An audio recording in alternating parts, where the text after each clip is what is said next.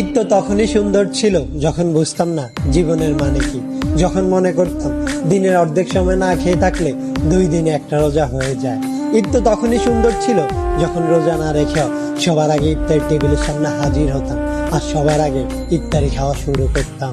ঈদ তো তখনই সুন্দর ছিল যখন ঈদের নতুন জামা কাপড় কিনে দেওয়ার জন্য আব্বু আম্মুর কাছে কান্নাকাটি করতাম আর মনে করতাম কেউ ঈদের নতুন জামা কাপড় দেখে ফেললেই হয়তো ঈদ শেষ হয়ে যাবে। ঈদ তো তখনই সুন্দর ছিল যখন অন্য সবাই ঈদের জামা কাপড় দেখে ফেলার ভয় আলমারিতে অতি গোপনে লুকিয়ে রাখতাম। ঈদ তো তখনই সুন্দর ছিল যখন ঈদের দিন সবার পা ধরে সালাম দিতাম আর সালামের জন্য দাঁড়িয়ে থাকতাম। ঈদ তো তখনই সুন্দর ছিল যখন বড়দের দেখতাম তারা কত জায়গায় ঘুরতে যায়, তাদের কত টাকা, আর ভাবতাম কবে জানি বড় হব আর তাদের মতো করে এত সুন্দর করে ঈদ পালন করব। হ্যাঁ, আজ বড় হয়েছে ঠিকই, পকেট ভর্তি আজ অনেক টাকা।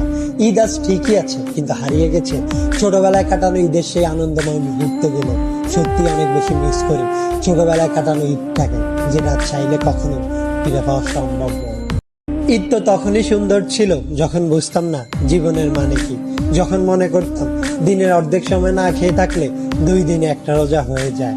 ঈদ তো তখনই সুন্দর ছিল যখন রোজা না রেখেও সবার আগে ইফতার টেবিলের সামনে হাজির হতাম আর সবার আগে ইফতারি খাওয়া শুরু করতাম। ঈদ তো তখনই সুন্দর ছিল যখন ঈদের নতুন জামা কাপড় কিনে দেওয়ার জন্য আব্বু আম্মুর কাছে কান্নাকাটি করতাম আর মনে করতাম কেউ ঈদের নতুন জামা কাপড় দেখে ফেললেই হয়তো ঈদ শেষ হয়ে যাবে। ঈদ তো তখনই সুন্দর ছিল যখন অন্য সবাই ঈদের জামা কাপড় দেখে ফেলার ভয় আলমারিতে অতি গোপনে লুকিয়ে রাখতাম। ঈদ তো তখনই সুন্দর ছিল যখন ঈদের দিন সবার পা ধরে সালাম দিতাম আর সালামের জন্য দাঁড়িয়ে থাকতাম। ঈদ তো তখনই সুন্দর ছিল যখন বড়দের দেখতাম তারা কত জায়গায় ঘুরতে যায়, তাদের কত টাকা, আর ভাবতাম কবে জানি বড় হব আর তাদের মতো করে এত সুন্দর করে ঈদ পালন করব। হ্যাঁ, আজ বড় হয়েছে ঠিকই, পকেট ভর্তি আজ অনেক টাকা। ঈদ আজ ঠিকই আছে, কিন্তু হারিয়ে গেছে ছোটবেলায় কাটানো ঈদের সেই আনন্দময় মুহূর্তগুলো। সত্যি অনেক বেশি মিস করি ছোটবেলায় কাটানো ঈদটাকে, যেটা চাইলে কখনো ফিরে পাওয়া সম্ভব নয়।